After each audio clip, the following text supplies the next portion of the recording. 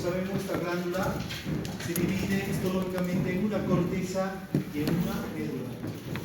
La corteza se divide en una zona o capa glomerular, fasciculada y reticular. En la capa glomerular teníamos que la principal secreción es la hormona aldosterona. ¿Ya? Entonces, si hablo de la aldosterona, esta hormona necesita, para que las células de la zona glomerular produzcan esta hormona, necesitan un estímulo. Entonces hablamos de estos cuatro: ¿ya?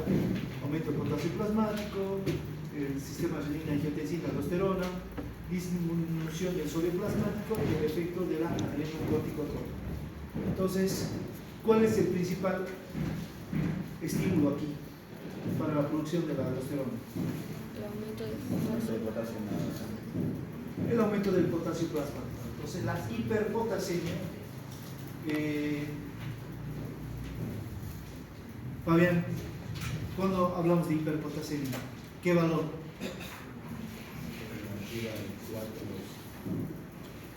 4, ¿cuánto? 4,5. ¿Qué? También 4,5 ¿qué? Medidas internacionales, miligramos, decilitros, picogramos, microgramos, ya estamos hablando.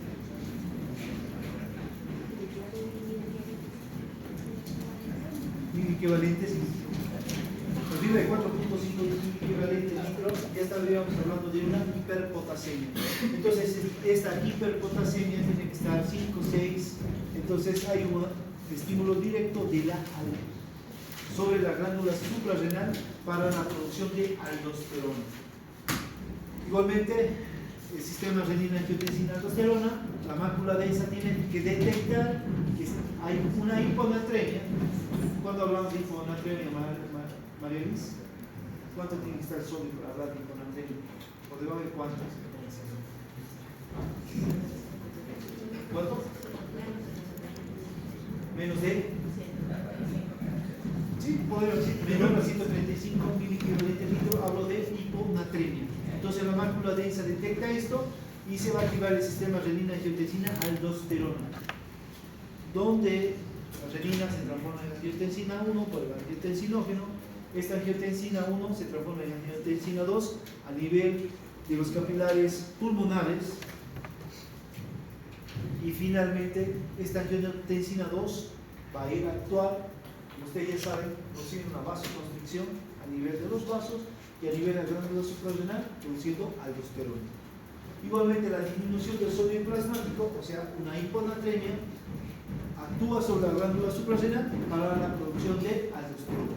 Y quede igualmente el efecto de la hormona adrenocorticotropa a nivel de la adenohipófisis. Entonces, igualmente, esta adrenocorticotropa actúa sobre la glándula suprarrenal para la producción de aldosterona. Entonces, ¿cómo actúa la aldosterona? Entonces, la aldosterona, cuando es secretada a la sangre por cualquier de los estímulos mencionados anteriormente, entonces, más o menos el 50% de la aldosterona va a ser inactivada, ¿ya?, por el hígado. Entonces se inactiva el hígado. Luego de ser inactivada el hígado, va a pasar por la bilis para ser eliminada por las heces fecales.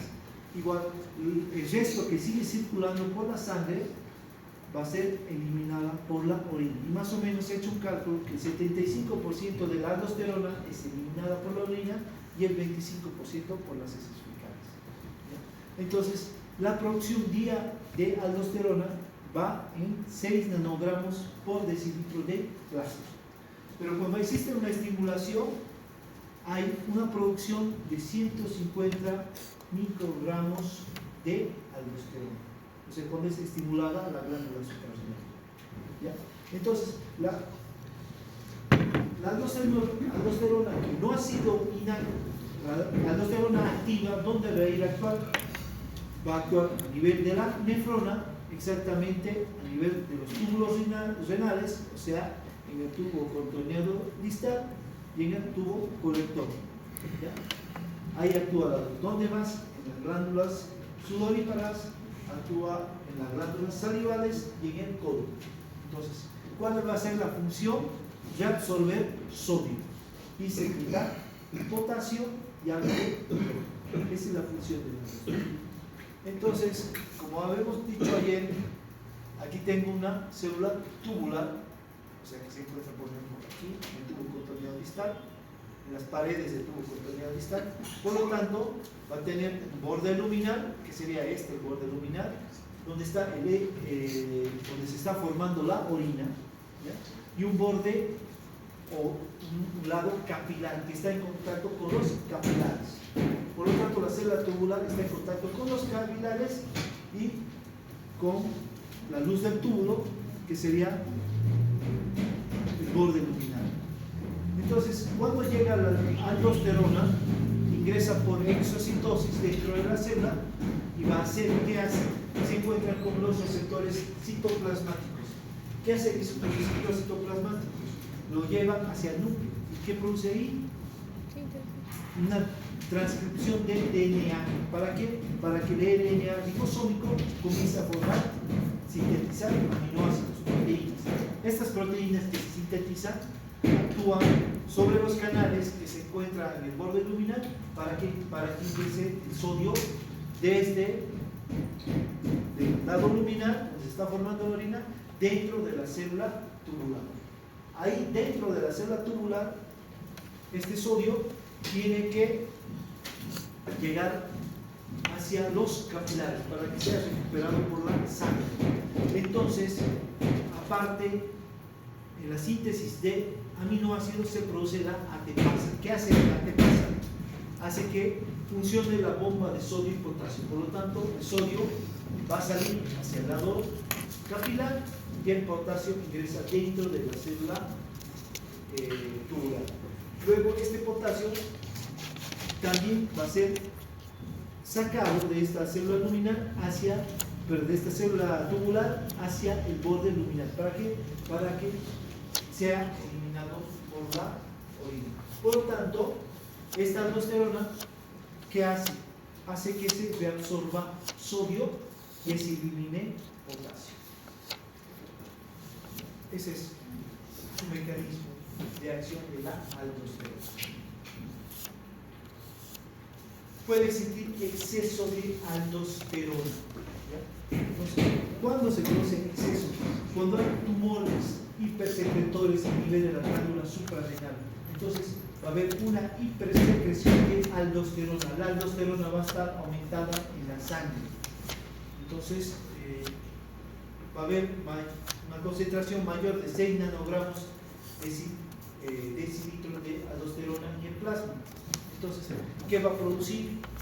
Va a haber una mayor reabsorción de sodio. Entonces, ¿esto cómo lo llamamos? ¿Curado? ¿Cuándo hay mayor cantidad de sodio en la sangre?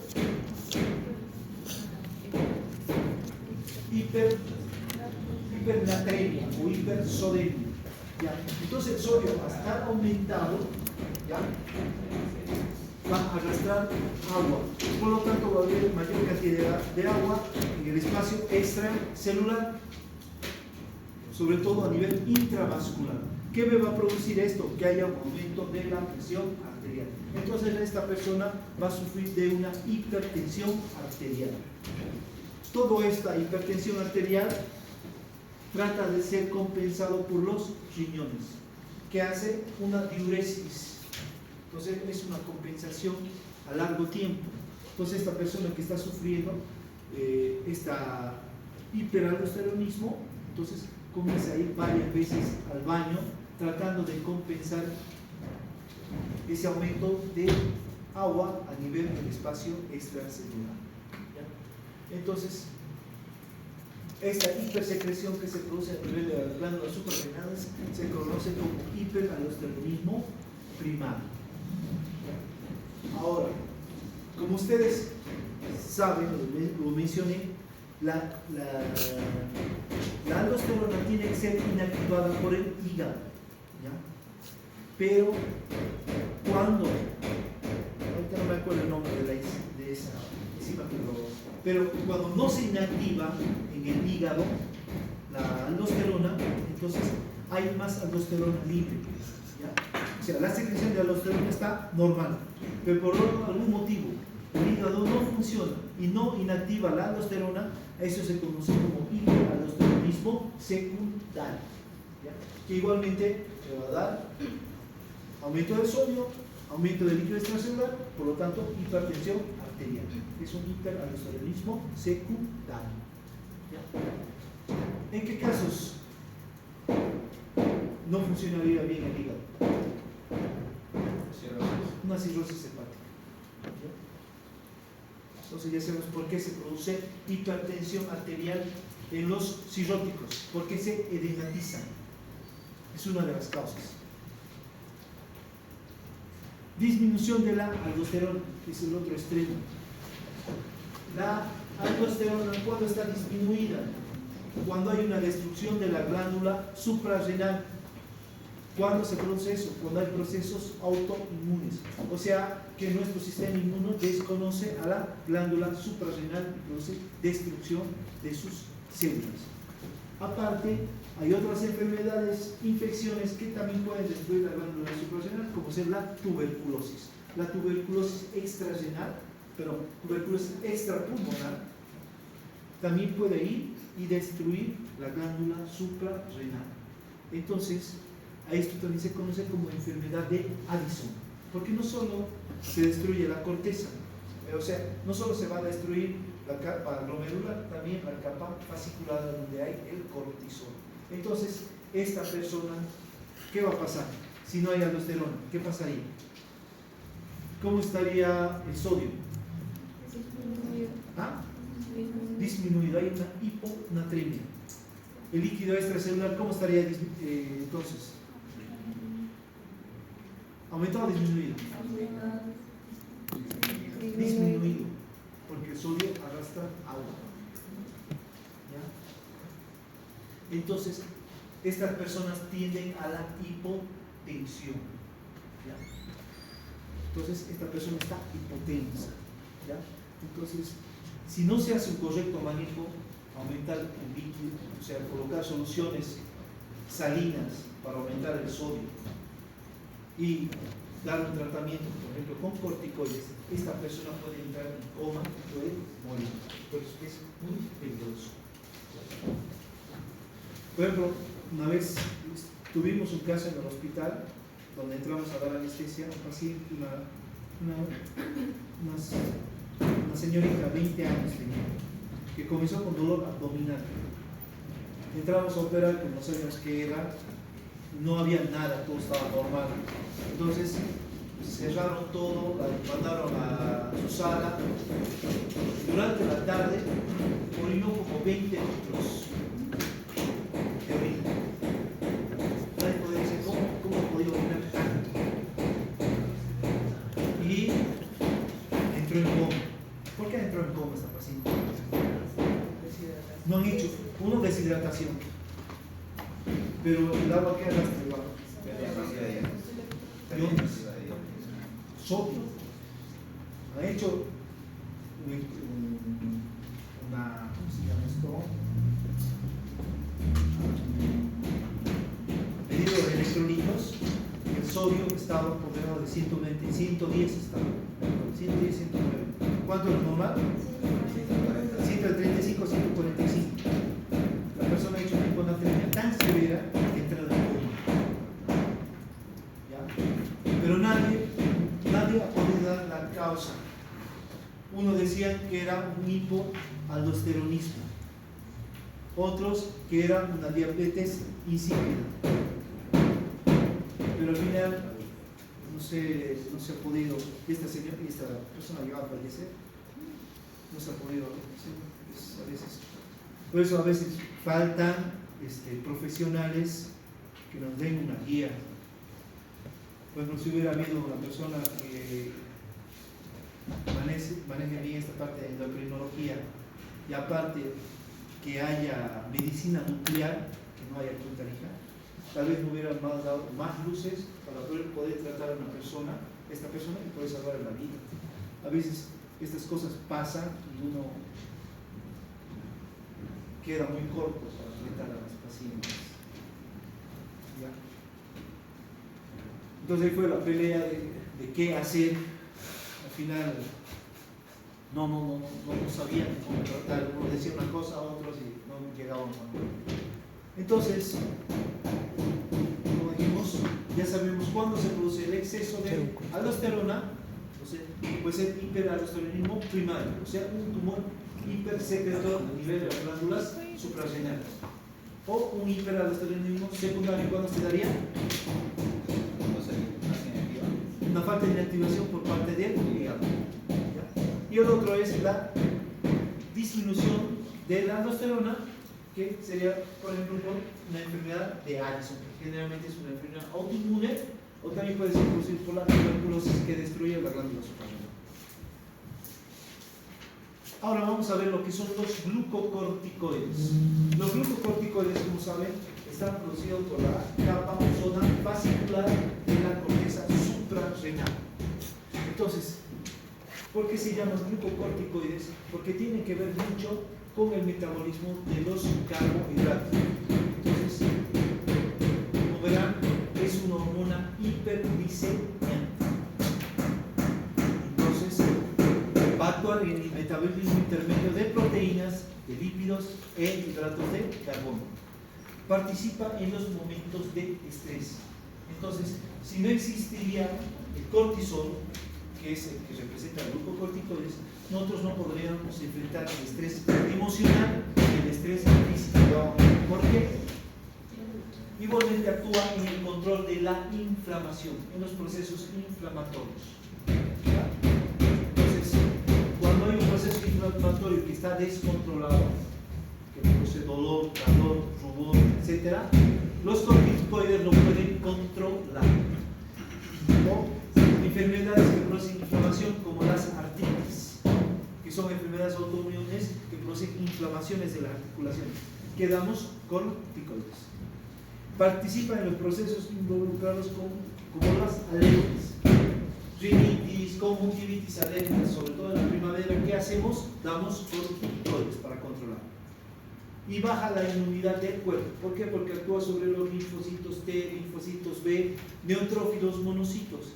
Entonces, estos corticoides son muy utilizados, por ejemplo, cuando se hacen trasplantes renales, trasplantes hepáticos, trasplantes corazón.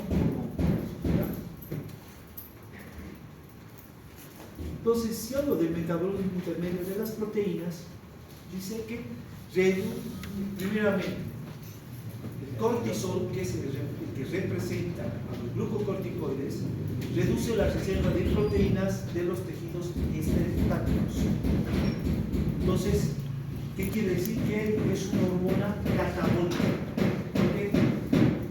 Porque toma las proteínas, sobre todo de los músculos y tejido linfoide, y son llevadas hasta el hígado. ¿Qué hace ahí? Estas proteínas se desdoblan en aminoácidos, y estos aminoácidos son utilizados por el hígado para formar globulina y albúmina. Estas globulinas y albuminas son proteínas formadas por el hígado. Entonces, de esta forma aprovecha las proteínas de los demás tejidos, pero principalmente del músculo y del tejido linfóide. Metabolismo de los lípidos. Cuando uno utiliza corticoides, ¿ya? Entonces, ¿qué hace? Moviliza los ácidos grasos. O sea, los triglicéridos y el colesterol son transformados en ácidos grasos y los lleva hacia el hígado. ¿Para qué? Para transformar en energía. Entonces, favorece la producción de energía a nivel de los hepatocitos.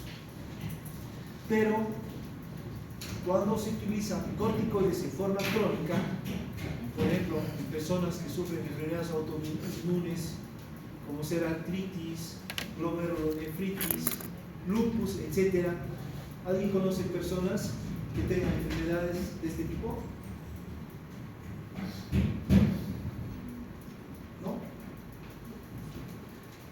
Cuando utilizan en forma crónica, estas personas comienzan a tener mayor cantidad de depósito de ácidos grasos a nivel del abdomen, a nivel del cuello, a nivel de la cara, de las caderas, hacen un síndrome de Cushing. ¿Ya? Entonces, estas personas están edematizadas. Entonces, eso se conoce como síndrome de Cushing. Tiene una fascia, se llama luna llena, es una cara redonda. ¿Cómo se llama ese síndrome? Cushing, que es producido por los corticoides. Eso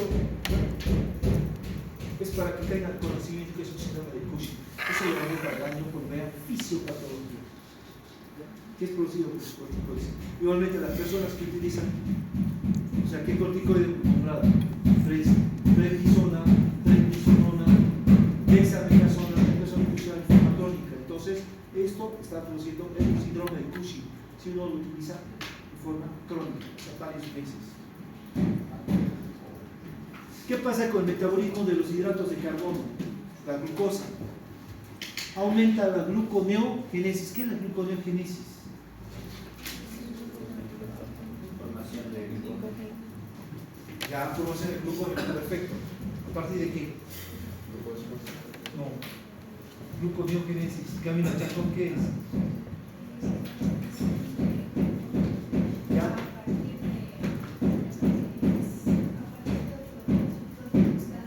¿Cómo qué? ¿Perdón? No. Alanina es un aminoácido, ¿sí? A partir de proteínas y lípidos. ¿Ya?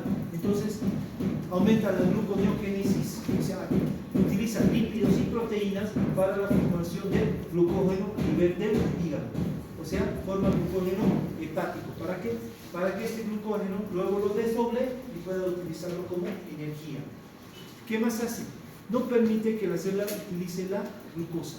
O sea, las células no pueden utilizar la glucosa, por lo tanto producen una hiperglicemia, la azúcar aumentada en sangre.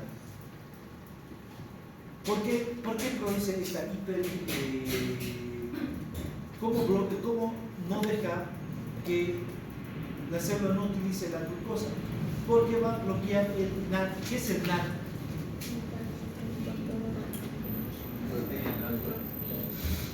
¿Dónde?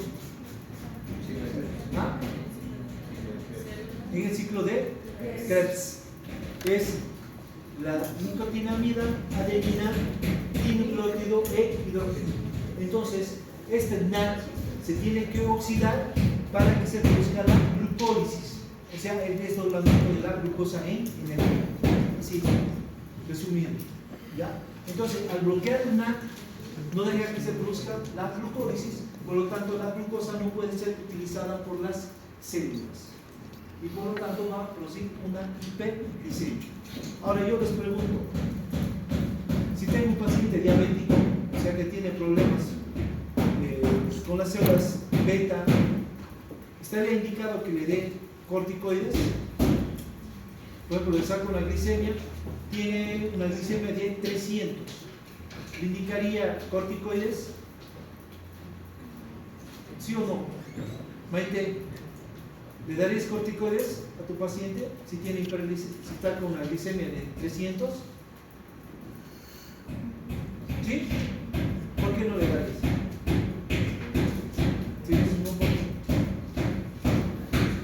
¿Ah? ¿Por qué no le darías?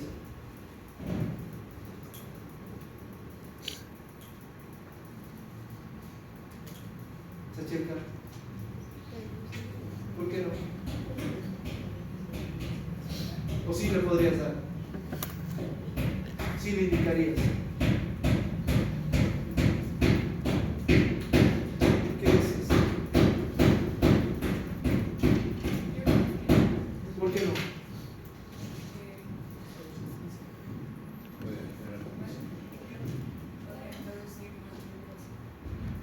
Aumentaría la glucosa en sangre, habría una mayor hiperglicemia. Entonces, si la glicemia sube mucho más, 350, 400 miligramos de cilindro, mi paciente puede entrar en coma. Entonces tengo que tener mucho cuidado con los pacientes diabéticos, ¿ya? Porque producen hiperglicemia, ¿ya?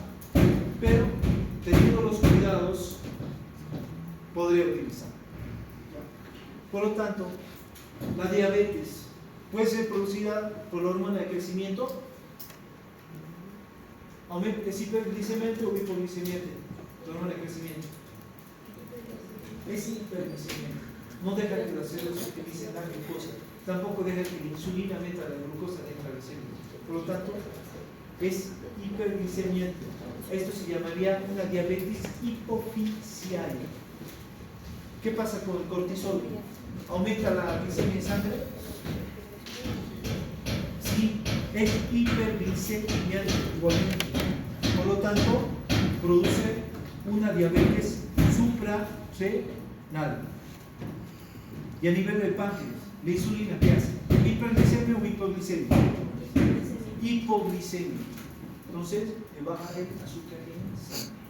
Cuando está afectada la insulina, no hay producción de insulina, entonces se produciría una diabetes pancreatal.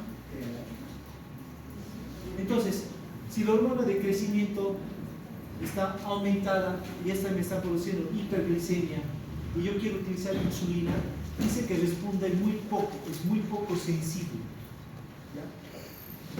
Si el cortisol está aumentado y mi glicemia está igualmente aumentado, entonces si yo utilizo insulina, responde pero moderadamente. Tendría que ver la manera de bajar este cortisol. Y por último, si es una diabetes pancreática por falta de insulina, sí, si utilizo insulina, sí es muy sensible. Puedo bajar la glicemia en sangre. Entonces, si tengo una hiperglicemia importante y comienzo a utilizar insulina y no hay una respuesta adecuada, tengo que pensar en todo esto.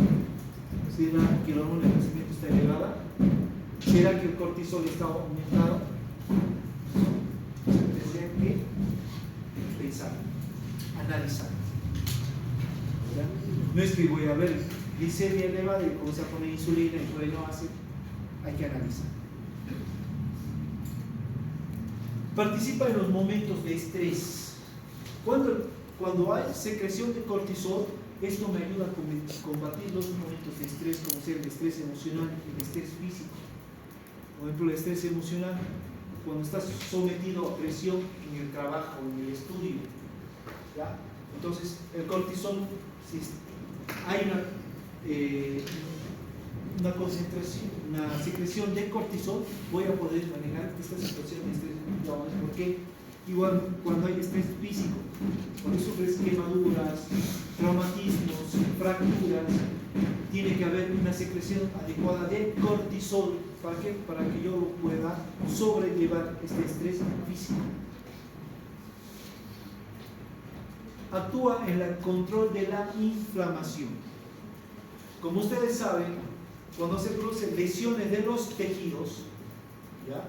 Entonces va a haber lesiones vasculares. ¿Qué hacen esta lesión?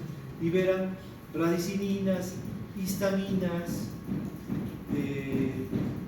prostaciclinas. ¿Qué hacen estas? Hacen que se produzca una vasodilatación, o sea, va a haber aumento de llegada de sangre. ¿Qué hace esto? Que aumente el calor. ¿Qué más produce? Que aumente la permeabilidad de los vasos sanguíneos para que el líquido, el plasma, escape hacia el espacio extracelular. Por lo tanto, se va a producir una tumoración, se endura. ¿Por qué? Porque escapa igualmente fibrinógeno. Entonces, al haber todo esto, igualmente las células, como son los leucocitos y los monocitos, por diapéresis, van a pasar al espacio extracelular para combatir, si en este caso está producido por bacterias, virus, etc. ¿Ya? Y por lo tanto igualmente se va a producir dolor. ¿Ya? ¿Por qué? Porque todo esto, esta tumoración, este escape de líquido al espacio extracelular, va a estimular a las fibras nerviosas que están ahí. Entonces, cuando yo utilizo corticoides, ¿qué hace el corticoides? El corticoide va a ir a suprimir la respuesta de estas sustancias, de la bradicimina, de la histamina, de la serotonina, de las prostaciclinas. ¿Para qué? Para que evitar que haya mayor vasodilatación, por lo tanto no se va a producir una tumoración importante, va a bajar esa inflamación que se está produciendo. Aparte, actúa sobre los leucotrienos, los cuales son responsables que se produzca esa quimiotaxis, o sea, que los monocitos y los neutrófilos vayan hacia el espacio extracelular. Entonces, ¿qué me está haciendo estos corticoides? El cortisol me está bajando la inflamación. ¿Ya? Entonces, cuando hay procesos inflamatorios autoinmunes, es por eso que utilizo los corticoides. Participa en los procesos involucrados con las alergias. ¿Ya? Entonces, cuando hay procesos alérgicos, por ejemplo en primavera, es muy común las rinitis, conjuntivitis, etc., ¿qué recetamos? Corticoides. ¿Por qué? Porque actúan sobre el sistema inmune. ¿Qué inmunoglobulina está involucrada en las alergias? ¿Ah? La inmunoglobulina B. Entonces, de esta manera van a combatir las alergias. Igual en el asma. ¿Hay asmáticos aquí? ¿No hay personas que sufren asma? Entonces, los nebulizadores que utilizan los asmáticos tienen corticoides. ¿Ya? Entonces, por eso van contra los procesos involucrados con alergias. Baja la inmunidad del cuerpo. Cuando hay enfermedades autoinmunes, ¿ya? Como que glomerulonefritis, lupus, artritis reumatoidea, entonces utilizamos los corticoides para que nuestro sistema inmune no afecte tanto a nuestros órganos. ¿Por qué? Porque actúa sobre los linfocitos B y los linfocitos T, bajando sobre ellos. Entonces, gracias a esto, nosotros podemos tratar enfermedades autoinmunes.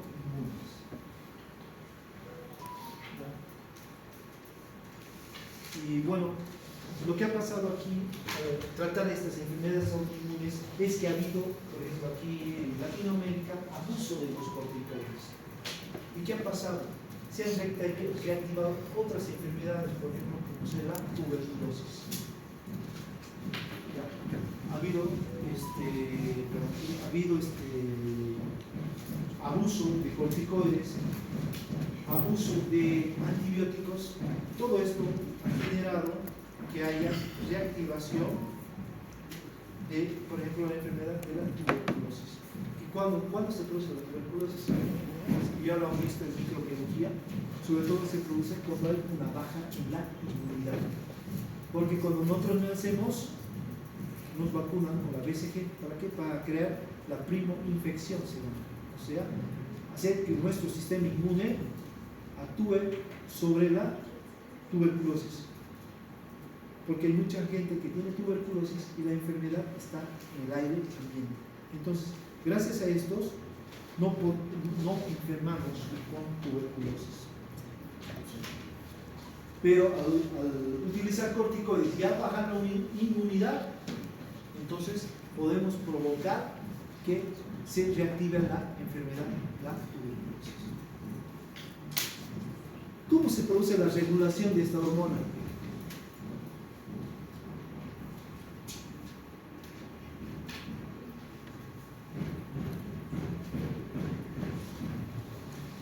Como sabemos,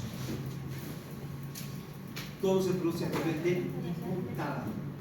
En el hipotálamo se tiene que producir la hormona liberadora de corticotropina. Esta hormona liberadora de corticotropina tiene que llegar a la adenopófisis. ¿Cómo lo hace?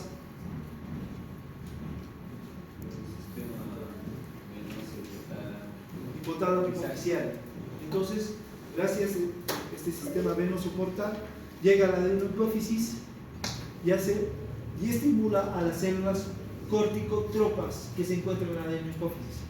Pero antes se va a producir una prohormona. ¿Cuál es esta prohormona? Es la proopiomelanocortina. ¿Ya? ¿Qué es esta proopiomelanocortina? Pro, porque antecede. Opio, ¿qué es el opio? El opio es el que se utiliza para sintetizar la morfina, que es un excelente analgésico. ¿Ya?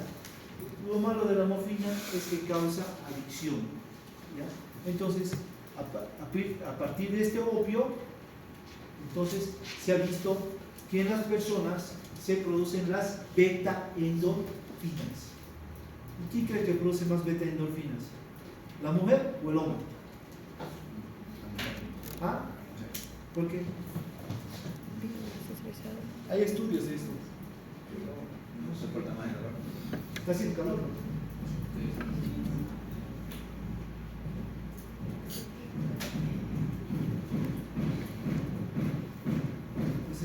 ¿Está prendido?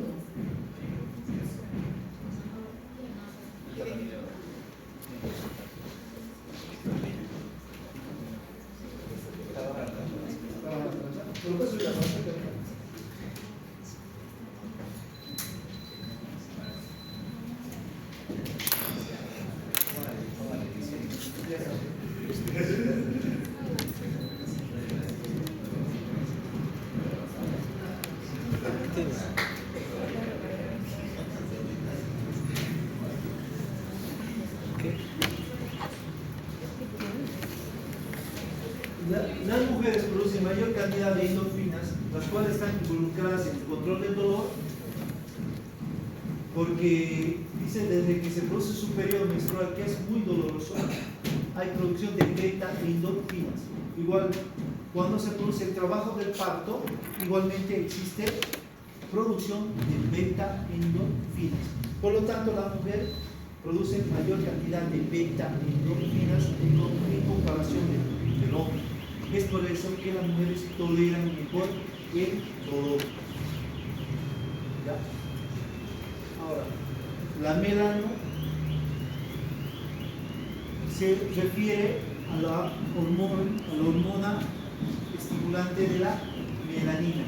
Como sabemos, la melanina es la encargada de actúa a nivel de la dermis, de la epidermis, para dar la pigmentación a nuestra piel, a nuestro cabello. ¿Ya? Y la cortina se refiere al cortisol. Entonces, igualmente se libera la beta-lipotropina. Esta beta-lipotropina es la encargada de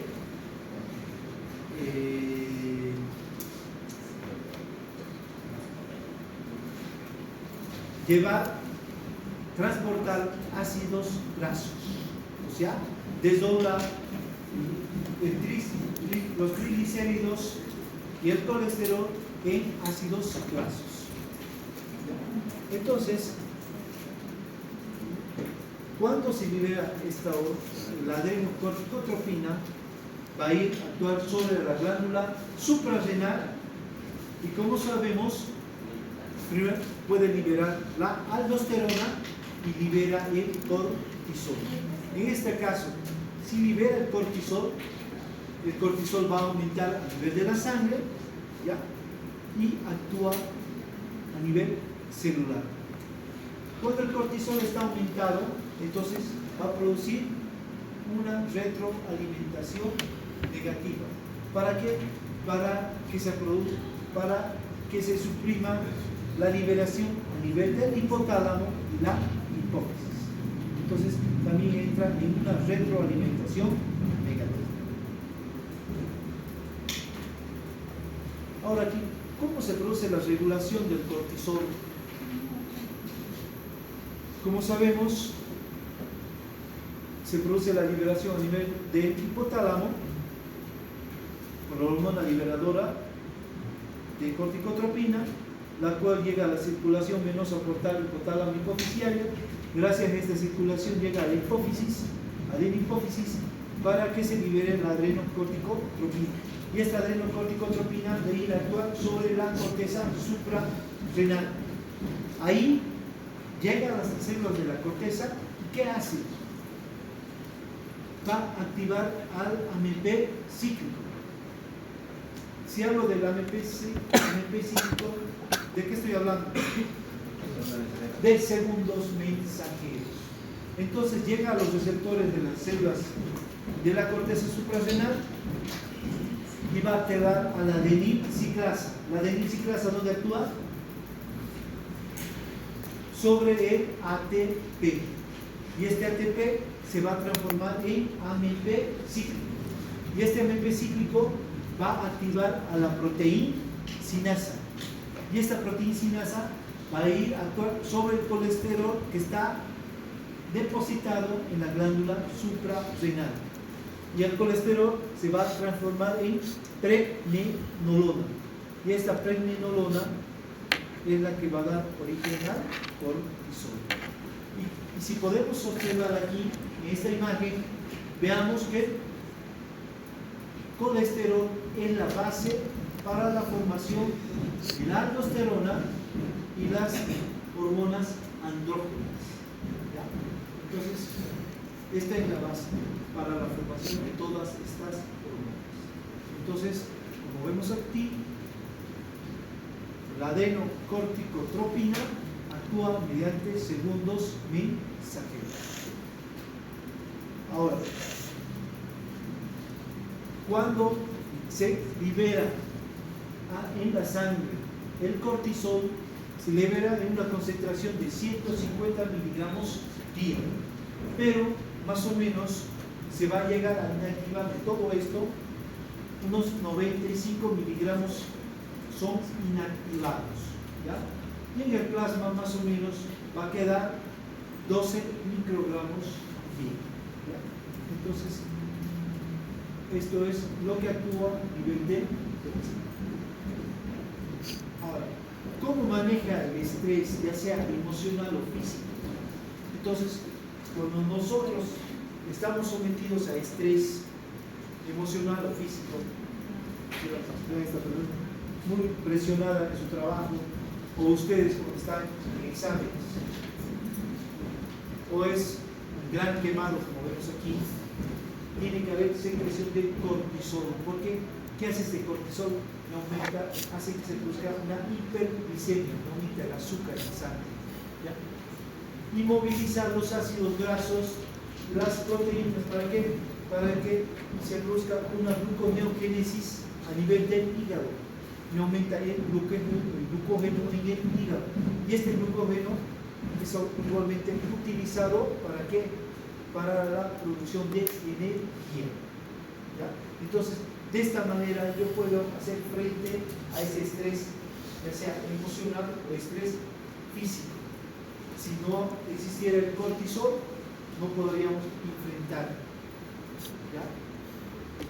Entonces, es por eso que cuando nosotros hay cortisol en nuestra sangre, nosotros estamos activos. ¿Por qué? Porque hay azúcar en nuestra sangre y esa azúcar puede ser utilizada para producir energía. Tenemos que saber que existe un ciclo circadiano. ¿Ya? ¿Cuándo existe este ciclo circadiano? Por ejemplo, dice sobre todo en las primeras horas de la mañana. Más o menos vemos qué horas es. A partir de las 6 de la mañana, 7 de la mañana, el cortisol está aumentado. Entonces, ustedes pueden aprovechar estos momentos para estudiar. ¿Por qué? Porque pueden entender mejor.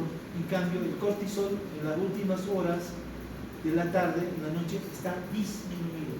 Van a tener problemas de concentración o para hacer cualquier actividad, ¿ya? Entonces hay que aprovechar cuando el cortisol está aumentado en las primeras horas de la mañana. Esto varía de una persona a otra. Por ejemplo, hay muchas personas que se levantan 3, 4 de la mañana porque su cortisol está aumentado en esos momentos, ¿ya? Tienen mayor concentración, pueden realizar actividades más fácilmente, ¿ya? En cambio, en la noche, si usted ha tenido un día muy activo, llegar a la casa y querer hacer alguna actividad como estudiar, etcétera, no lo va a poder hacer. ¿Por qué? Porque su cortisol ya está disminuido. Pero esto no es tan así, porque hay personas que son más activas en la noche y duermen todo el día, ¿ya?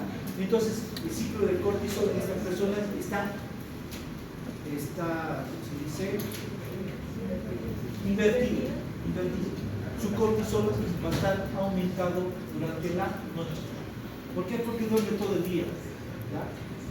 ¿Por qué? Porque el cortisol en el día está disminuido. O sea, mucho depende de la actividad que tengan estas personas. Como 70 de Alteraciones de la secreción del cortisol. Como sabemos, el exceso de cortisol me va a producir una diabetes suprarrenal, que la insulina actúa moderadamente, ¿ya? Entonces, ¿por qué puede ser la diabetes suprarrenal del cortisol? Vale.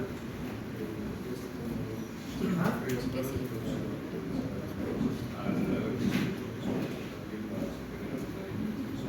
Produce hipertensión, aumenta el azúcar en sangre. ¿Por qué?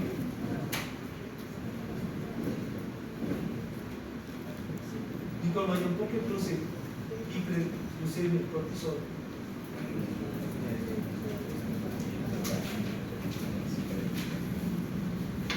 Pregunta examen. ¿Por qué aumenta? ¿Por qué las células no pueden utilizar? ¿Por qué digamos? ¿Perdón?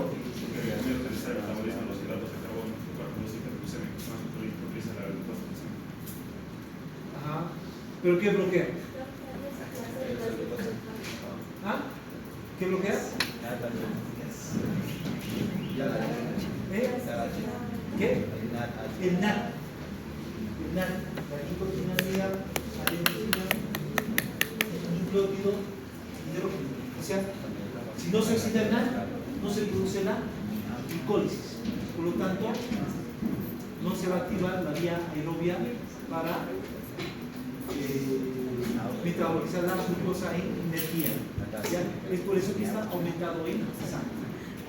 Es por eso que te va a producir, podríamos llamar una diabetes suprarrenal. Ahora, si hay deficiencia de cortisol, ¿qué pasa? Se produce lo que conocemos como la enfermedad de Alzheimer. Como sabemos, hay destrucción de la glándula suprarrenal, sobre todo por enfermedades autoinmunitarias, que también va a afectar a la aldosterona. Entonces, esta paciente va a tener hiponatremia, va a tener hipotensión, ¿ya? Aparte, afecta a la producción de melanina, como vemos aquí. Y esta enfermedad de Addison, las personas pueden llegar a fallecer si no se las trata correctamente. Entonces existe una deficiencia de cortisol. Aparte, esta persona va a estar decaída, no va a poder enfrentar el estrés emocional y físico, etc. Quedaremos aquí. Mañana comenzamos a ver lo que es